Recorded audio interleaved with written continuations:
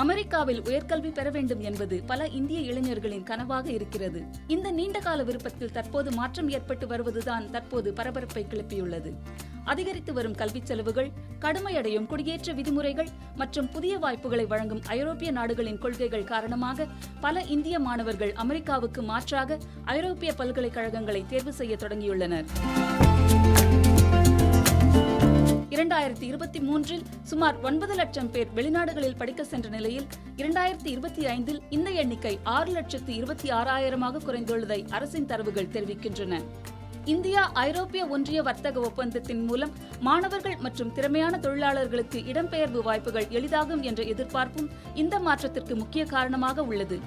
Visa நடைமுறைகள் எளிமைப்படுத்துதல், படிப்புக்கு பிந்தைய வேலைவாய்ப்புகள் மற்றும் இந்திய கல்வி தகுதிக்கான அங்கீகாரம் போன்ற அம்சங்கள் மாணவர்களை ஐரோப்பா நோக்கி ஈர்க்கின்றன. அமெரிக்கா மற்றும் கனடாவுடன் ஒப்பிடும்போது ஐரோப்பிய நாடுகளில் கல்வி கட்டணம் 50 முதல் 80% வரை குறைவாக இருப்பதாக கல்வி ஆலோசகர்கள் தெரிவிக்கின்றனர். மேலும் ஜெர்மனி பொறியியல் துறைக்கும், நெதர்லாந்து வேலை வாழ்க்கை சமநிலைக்கும், பிரான்ஸ் மேலாண்மை படிப்புகளுக்கும், போர்ச்சுகல் ஆராய்ச்சி வாய்ப்புகளுக்கும் மாணவர்களின் விருப்பத் தேர்வாக மாறி வருகின்றன. அடுத்த 3 முதல் 5 ஆண்டுகளுக்கு இந்த எண்ணிக்கை 60 முதல் 70% வரை அதிகரிக்கக்கூடும் என்று கல்வியாளர்கள் தெரிவிக்கின்றனர். ராய்ட்டர்ஸ் செய்தி நிறுவனத்துக்கு பேட்டியளித்த ஐரோப்பிய யூனியன் இந்திய மாணவர் விரும்பி வரும் இடமாக ஐரோப்பிய நாடுகள் மாறியிருப்பதாக குறிப்பிட்டார்.